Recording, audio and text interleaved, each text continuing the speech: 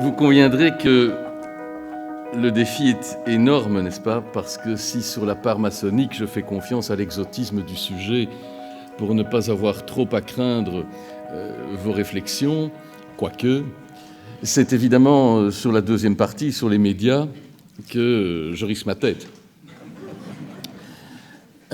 Commençons donc par la maçonnerie.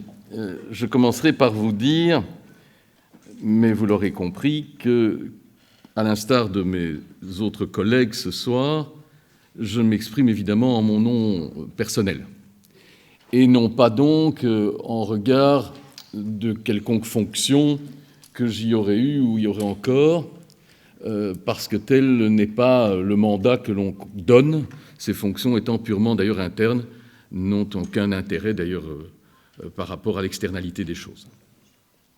Témoignage de maçon, donc, pour vous dire que tout dans le champ de la réflexion symbolique maçonnique et de la démarche maçonnique doit, ou devrait en tout cas, inciter les membres de cette chaîne universelle à la réflexion sur ce que je qualifierais moi plus largement de la dignité humaine, parce que ce dont nous parlons n'échappe pas au champ plus vaste de la réflexion sur la dignité humaine. Il est parfaitement indigne, évidemment, d'imaginer froidement, et encore, en regard du sujet du jour, le mot froidement est évidemment un peu cynique, mais de laisser froidement aux générations futures le poids de nos incohérences présentes. Je ne dis pas de nos incohérences passées, et c'est probablement par là qu'il faudra commencer si nous voulons toutes et tous, dans nos milieux respectifs, apporter progressivement, mais urgemment, notre conviction, notre force de conviction. Parce que, Myriam l'a dit, évidemment, elle bénéficie, et peut-être quelques-uns dans la salle qui ont le même référentiel, bénéficient d'une chance incroyable, en l'occurrence, c'est d'avoir un patron, même si elle ne s'en revendique pas. Mais l'Église catholique a une voie top-down. Les églises protestantes, c'est déjà plus compliqué.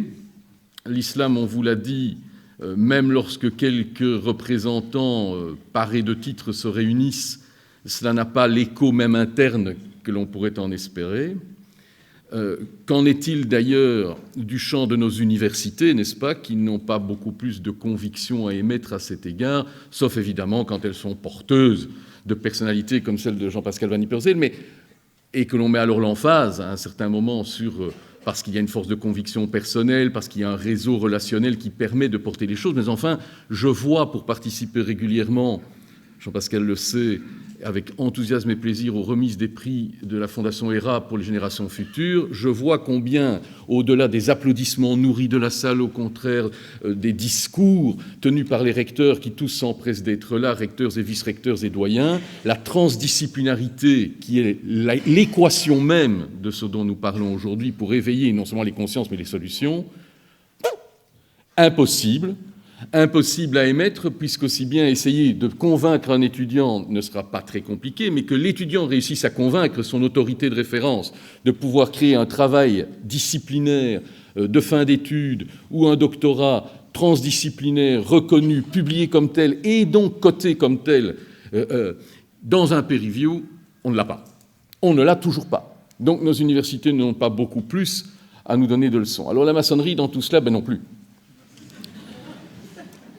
Rien dans le champ symbolique de la maçonnerie ne devrait échapper, disais-je, à la dignité humaine, puisque le prescrit même est effectivement de contribuer à l'édification d'un temple de l'humanité plus juste, d'une meilleure responsabilité pour le bonheur pour tous, toutes et tous. Et que donc dans cette équation-là, nous répétons dans nos rituels, lorsque symboliquement nous formons une chaîne dite d'union, qu'elle nous unit dans le temps et dans l'espace à toutes celles et ceux qui nous précèdent et celles et ceux qui nous succéderont. Rien que ce symbole fort, majeur, il vous est connu, n'est-ce pas? Il a déteint y compris vers d'autres organismes de type charitable comme des Rotary ou autres, mais je veux dire, cette idée de chaîne, cette idée d'union, cette idée de chaîne universelle est un des référentiels connus. Eh bien, malgré l'exploitation de ce symbole, malgré le fait que dans l'histoire, la nature, les aspects de la nature ne soient pas étrangers à la symbolique et au rituel maçonnique, le fait que l'homme s'inscrive dans un continuum naturel, on a d'ailleurs fortement reproché à une époque la franc-maçonnerie d'abuser de ce système. À une époque, ma chère Myriam, où un certain nombre de vos ex-patrons nous voyaient mieux flambant neufs sur les bûchers qu'ailleurs, on nous a fait le reproche de ce naturalisme excessif. Eh bien, malgré tout cela, nous vivons dans l'exception française.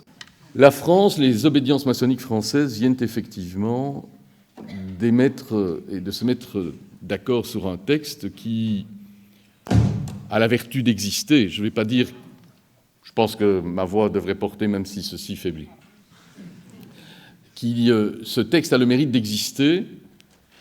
Il rappelle quelques principes forts et succède en fait à un rappel des chartes des valeurs que le Grand Orient de France a portées et qui rappellent la dignité, la démocratie, l'éducation, l'environnement, la santé, comme quelques-uns des périmètres indispensables dans l'urgence du travail maçonnique à accomplir. Mais là où nous butons, c'est qu'en France, les obédiences maçonniques,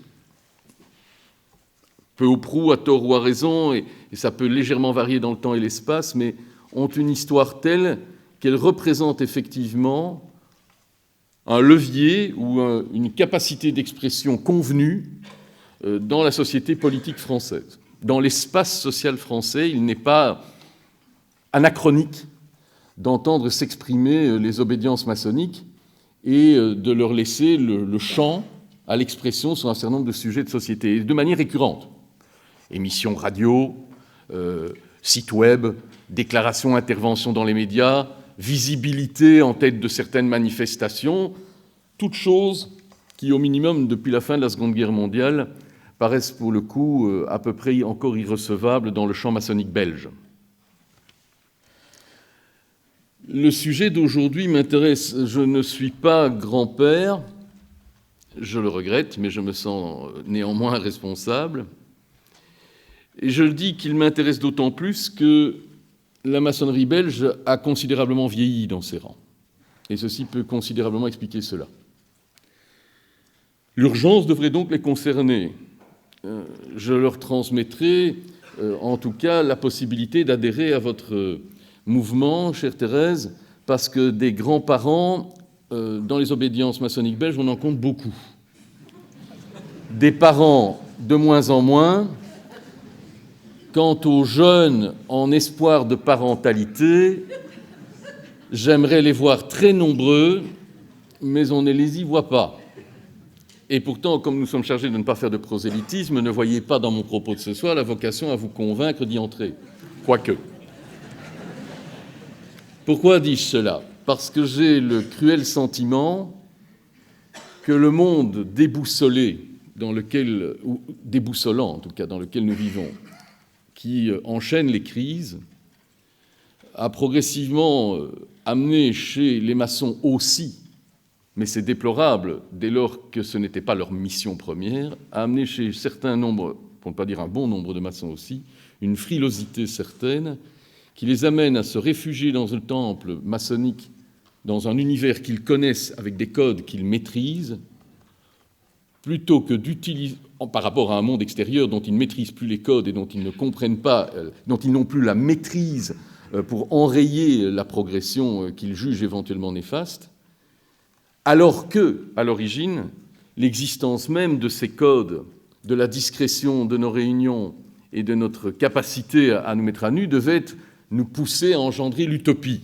C'était le lieu où l'on pouvait tout essayer sans être ridicule, où l'on pouvait défier sa propre conviction à l'aune de l'autre, où l'on pouvait essayer les possibles, c'est le lieu des futuribles. Et je le dis dans les locaux d'une université qui a, depuis sa rentrée académique, placé toute sa réflexion sur le 500e anniversaire de l'utopie de Thomas More, pour les utopies du XXIe siècle. Les maçonneries devront se réveiller, et j'espère que la contribution française sera le signal. Non pas que je nie qu'à titre individuel, des maçons s'en préoccupent, des maçons et des maçonnes, en Belgique comme ailleurs, s'en préoccupent. Mais si je regarde le nombre d'exposés qui sont faits sur les 10 dernières années dans nos loges, et mes fonctions, là, pour le coup, m'ont permis d'avoir une vision d'ensemble pendant un laps de temps assez long sur les divers programmes d'activités et de conférences dans les diverses loges du pays des différentes obédiences maçonniques, puisque tel est le terme, je peux vous affirmer que nous sommes probablement une vingtaine seulement à, je dirais, prendre notre petit cartable, nos décors et nos papiers pour aller conférencer et essayer de soulever des thèmes qui portent à réflexion sur une nouvelle utopie. Parce que celle-ci en fait partie, c'est un des condiments, serais-je tenté de dire, dans l'urgence, bien sûr, mais comme tant d'autres. Renouveler le système de production, réfléchir au trans ou au post-humanisme, réfléchir évidemment à l'arrivée de la robotique, réfléchir à l'influence des sciences, toutes choses qui ont été faites et qui ont été, même je dirais, le cœur d'œuvre de la maçonnerie. Et dois-je vous rappeler, vous faire l'insulte de vous rappeler que la maçonnerie a aussi généré en son temps une université dite libre de Bruxelles, dont le fronton porte encore l'idée que ce soit par la science que l'on vaincrait les ténèbres. Alors, vous voyez qu'autant de rappels symboliques existent, il manque sans doute, comment vous dire, l'étincelle fédératrice. Je me faisais la réflexion, évidemment, en réfléchissant à notre rencontre de ce soir, que si nous commencions déjà, et ce ne serait que le tout petit début de la lorgnette, par réfléchir à notre propre potentiel immobilier et de nous rendre compte que pas plus que ceux des pouvoirs publics, pas plus que ceux des églises, pas plus que ceux de l'Europe, pas plus que ceux nous ne sommes en mesure d'affirmer que nous y avons consciencieusement réfléchi pour l'aménager, le transformer, le rénover en termes de durabilité, de respectabilité, de toute une série de nouveaux paramètres. Nous n'y sommes pas. Alors, j'espère donc vraiment que le coup de pied dans la fourmilière que les obédiences françaises viennent de déposer nous permettra de donner plus d'écho à ces quelques-unes et quelques-uns qui ont jusqu'ici essayé, tant bien que mal, d'inscrire ça à l'agenda des obédiences et se sont vus en règle générale opposés, comment dire, à un accueil fraternel et poli. Mais c'est un engagement que nous pouvons prendre, c'est de ne pas baisser les bras. Et si je suis ici pour vous en parler aussi franchement, c'est parce que je pense que précisément, c'est aussi parce que tous nos organes de référence en Belgique devraient, et vous l'avez dit Myriam, et je vous accompagne sur ce terrain, renouer avec une meilleure confiance en la jeunesse. Nous avons désespéré Billancourt en ne cessant de nous convaincre que le problème ne gît pas en nous, générationnellement parlant, mais dans ceux à qui nous n'avons pas réussi à transmettre, dit-on, parce qu'ils seraient le reflet d'une paresse, d'un égoïsme, d'un égotisme, d'un individualisme. À défaut de vérité en cela, qui ne serait d'ailleurs que le pur produit des institutions que nous aurions nous-mêmes créées et qui les auraient donc ainsi façonnées, je m'inscris en faux, parce que je n'ai jamais vu autant de générations se lever pour s'engager dans des ONG, prendre en considération des débats de société. Je n'ai pas souvenir, lorsque je fréquentais les bancs de mon université, nous discutions politique, mais nous ne discutions pas altruisme. Et je pense qu'au moins maintenant, on n'est plus ridicule lorsque l'on est jeune et que l'on se ressent altruiste. C'est nous qui sommes évidemment ridicules à croire qu'un certain nombre de jeunes n'ont pas cette conviction inscrite en eux. Donc je vous rejoins lorsque vous nous dites qu'il faut relever cette confiance, ce capital de confiance. Voilà pour la maçonnerie, chef Thérèse. C'était la partie la plus simple. Les médias. On va faire très court. Sont-ils schizophrènes, les journalistes ? Peut-être. Mais enfin, même s'il ne s'agit pas de se défausser, je voudrais vous rappeler que les patrons de presse sont très rarement journalistes et que les lobbies qui possèdent les organes de presse, et je parle bien de lobbies, sont rarement journalistes et qu'ils soient le reflet de parlements, c'est le cas chez moi, ou qu'ils soient le reflet d'intérêts financiers privés par ailleurs, ça ne change pas grand-chose à la question. De quoi parle-t-on ? sur nos antennes, enfin, de toute façon, comme nous sommes tous devenus tout à fait multimédia, nous avons tous des sites web, tous les journaux de presse écrite qui ont un site web font aussi de l'image et du son. On fait donc tous un peu de tout, de plus en plus mal, je vous en conviens, parce que comme on doit nourrir la machine 24 heures sur 24 tout le temps avec moins d'effectifs, on fait moins bien notre métier. Vous ne pouvez pas demander à la même personne de débiter 300 fois plus vite plus de choses qu'auparavant en croyant qu'elle peut toujours faire correctement son métier. Le croire, c'est vraiment vous leurrer vous-même. Mais donc, les consommateurs que vous êtes doivent là aussi avoir une incidence. Je n'oserais pas clôturer par « on a les médias qu'on mérite », mais quand même, si l'on ne se donne pas l'occasion de soutenir, et arrêtez de dire, c'est un peu facile qu'Hackelberg de dire ça, ce que je vais vous dire n'est pas une boutade, lors de la première guerre du Golfe, lors de l'émergence de CNN, oui, du Golfe Persique, enfin lors de Tempête du désert, pour parler de son nom de code.